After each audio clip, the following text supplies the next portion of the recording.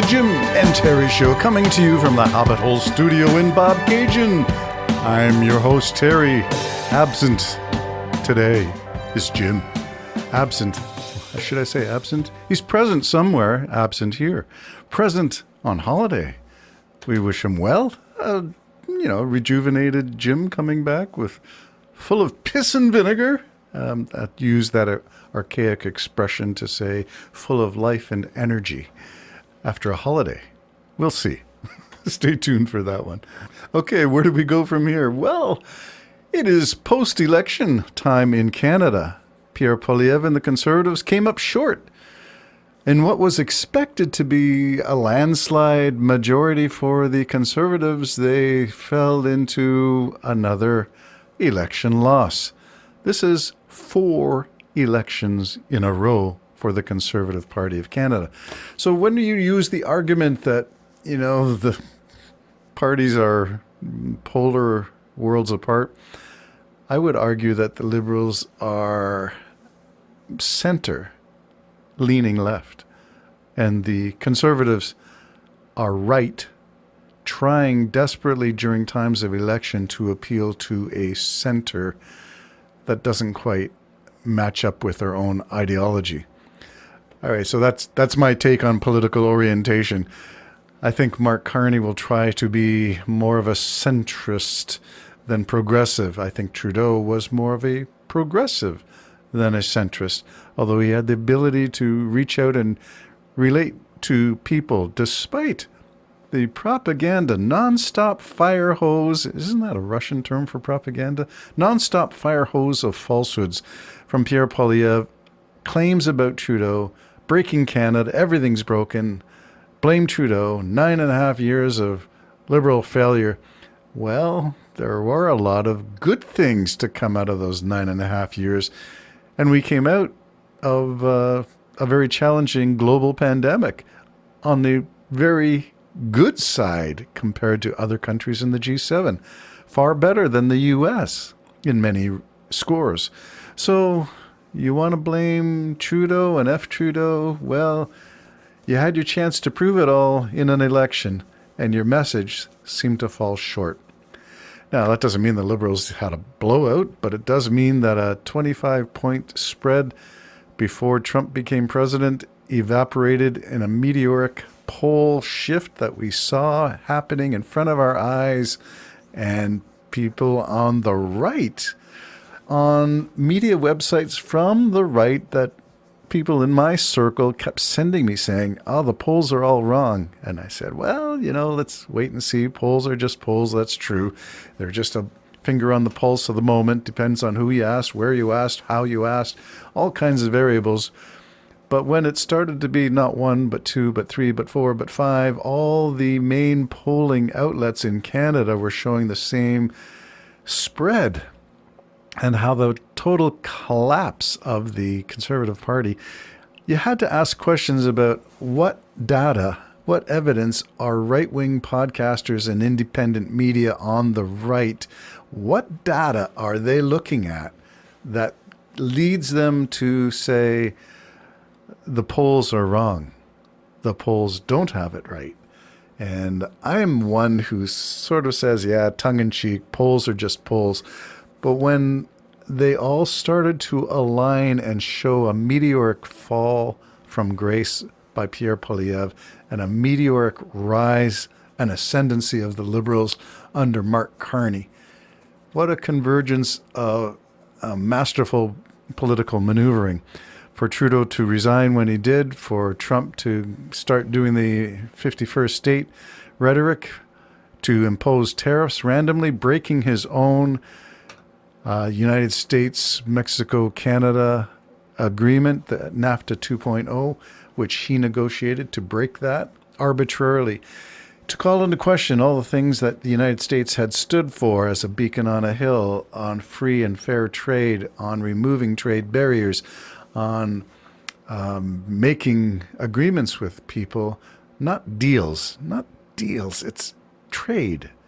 And it has to be approached as country to country, sovereignty to sovereignty, sovereign leader to sovereign leader, not saying you hold all the cards, which is what Trump was trying to use as an analogy with Zelensky in the Oval Office. Trump, you don't hold the cards. You think you do, you don't. You think America holds all the cards? They don't. Just because you are a nuclear power and just because you have all the latest, greatest whiz-bang techno stuff in terms of military expertise doesn't mean you are the friend of democracy anymore. That friendship is over. And I'm looking sort of at the post-Trump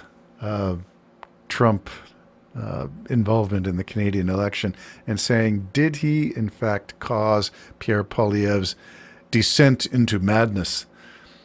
Now, I don't want to point out things. I'm just going to put out some scatter shot and say, can you connect the dots?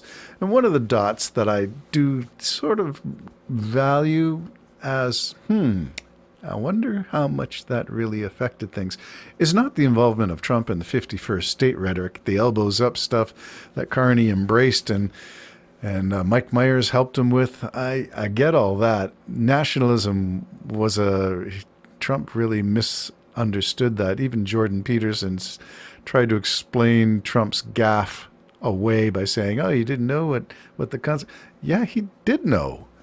You could not know and say what you said without believing in the repercussions of it. But that's not where I want to go. I want to go with Pierre Poilievre and look at him and say, is there a for rent sign now on Stornoway? Stornoway being the tax-paid home of the leader of the opposition. And that has been Pierre Poilievre's residence for the past 3 years since he was chosen by the conservative, what are they called, card-carrying conservatives who voted for him. Was there interference in that process? Well, CSIS seems to suggest that India may have been involved. And since Pierre Poilievre still refuses to be getting his security check and vetted, there's little opportunity that we know, except we know now that Carney will know what is in that report about election interference from India. India wanted Pierre Poilievre. Do we say anything more than that? Let's leave it at that. Well, let's take a look at who else Pierre Poilievre aligned himself with to create the situation for a seismic shift in Canadian sentiments, both about Pierre Poilievre's leadership and about the Conservative Party of Canada. And for this, I'm going to just take a look at a piece written by Mitch Anderson, and you can look it up. It's a website called DeSmog. And I'm not sure, I've just come upon this, but I thought it was a convenient list that he prepared. A rundown of Trump allies that have endorsed Pierre Poilievre. Concerned Canadians should take note of all the Conservative leaders' MAGA endorsements and vote accordingly. So this was put out in April of 2025, prior to the election. And it is a rogues gallery.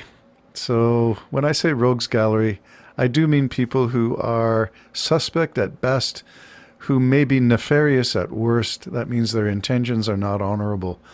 And their views on life and people and humanity and what is good and what is not good is suspect at best. So exploring the list, I think you can see how the meteoric fall from Pierre Poilievre happened because of who he kept company with and who he would not distance himself from. The list, let's start at the top. Economically, Elon Musk, followed by Kevin O'Leary. Elon Musk, the billionaire who bought, I'm going to say it out loud, bought the American election for Donald Trump, who ran Doge, who compromised American data, who compromised all these security systems, who may have been involved in a hack that through Starlink gave data to Russian entities.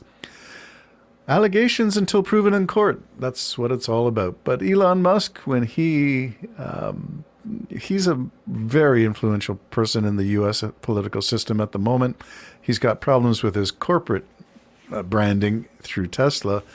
whose stock values have plummeted since he took charge of Doge and bought himself the U.S. election. But he endorsed Pierre Poilievre. So that's a tough one. Kevin O'Leary, well, his name might be mud in most circles in Canada, and he's known as Mr. Wonderful, but he is a Poilievre fan and a Trump supporter. You see him on Fox News all the time. Sometimes even the mainstream media, besides Fox on the right, will have him on as a guest speaker to say his brand stuff. Free trade is great. An economic union with the U.S. would be wonderful. Let's join Canada. Let's use this as an opportunity. I think, and this is a quote from Kevin O'Leary, I think 41 million Canadians would trust me on this deal, boasted Kevin O'Leary on Fox. How was this idea received by Canadians? Well, Danielle Smith in Alberta was cheering on Kevin O'Leary. And I think they were both at a conference in Alberta last summer, I think. So what's that all about? We have a problem. How about Ben Shapiro, leading independent media voice for the pro-Trump crowd? He said last summer, Pierre Poilievre is for the people. What? Tremendous politician, he said, who opposes radical sexual individualism.